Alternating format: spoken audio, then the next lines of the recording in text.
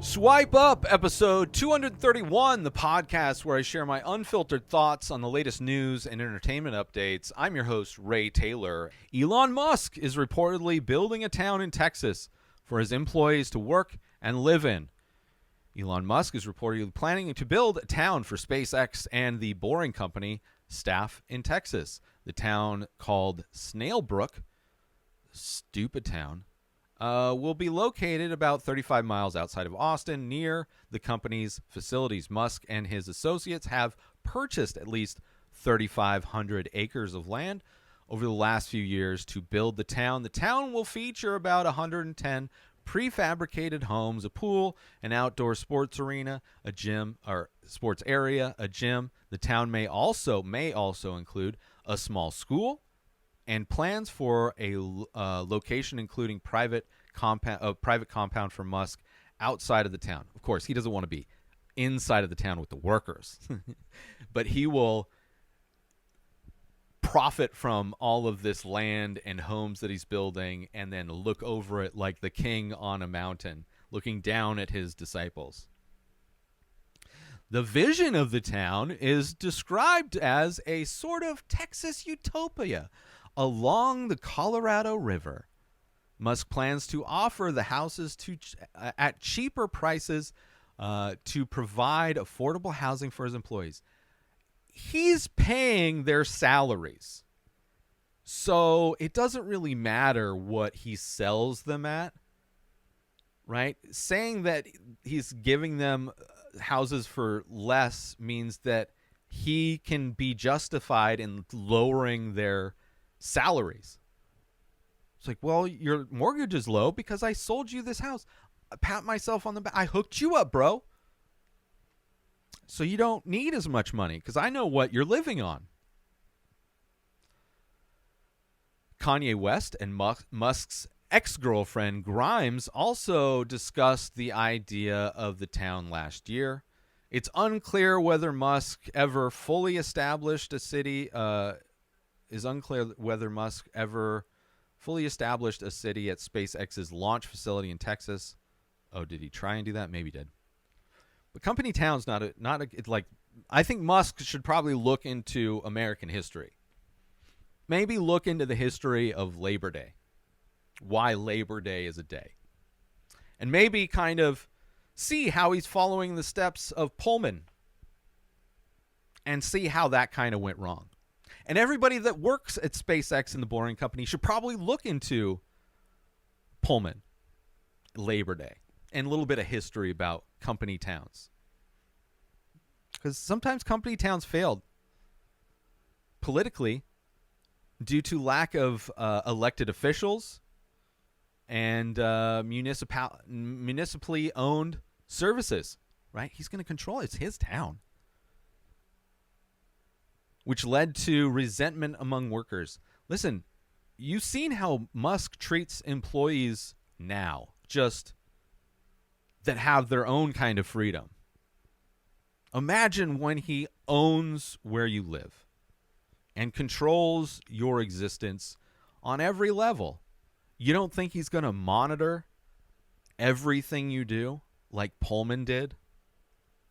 You think you're going to have any privacy in this town? You don't think the store that you buy from, he's going to have records of all the alcohol you buy? He's going to know exactly everything you're doing. If you get sick, is he going to look over your grocery bill and then criticize your diet and maybe not give you health care because you were doing it to yourself? I mean, you want to give somebody that kind of control over your life, some kind of weird dictatorship of a town that's, it didn't go well for Pullman. Pullman Palace Car Company made train cars. It was founded by George M. Pullman, who created the town of Pullman, Illinois, as a model town for his workers.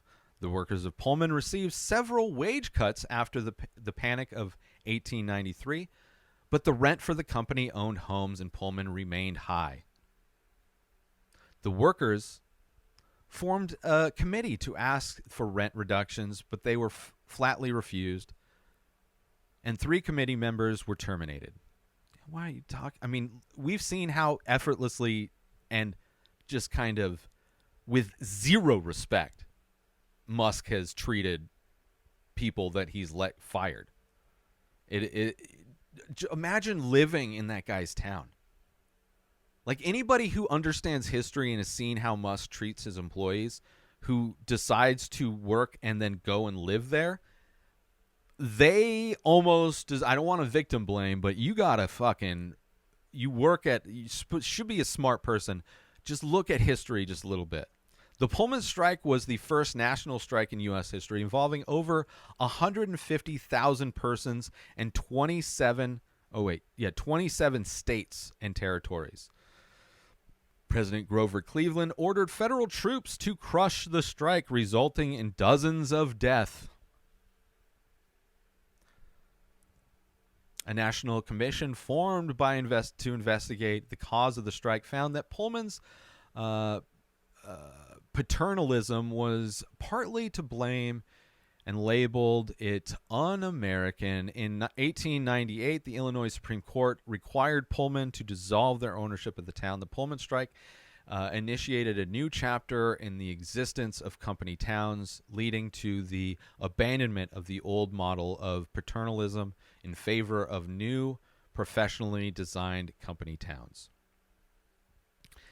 There's also a podcast I would recommend, a history podcast, and they did a 2-part podcast on Pullman and his rise. Basically, it's his story, but it ends with the Pullman strike. And it's brutal. And of course, the government, as they were then and are now, defend businesses.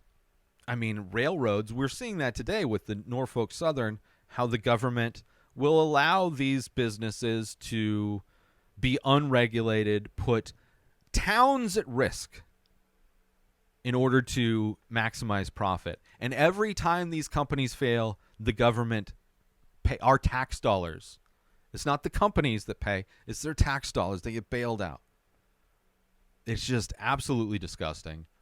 And, it's not surprising that Elon Musk would do this in Texas.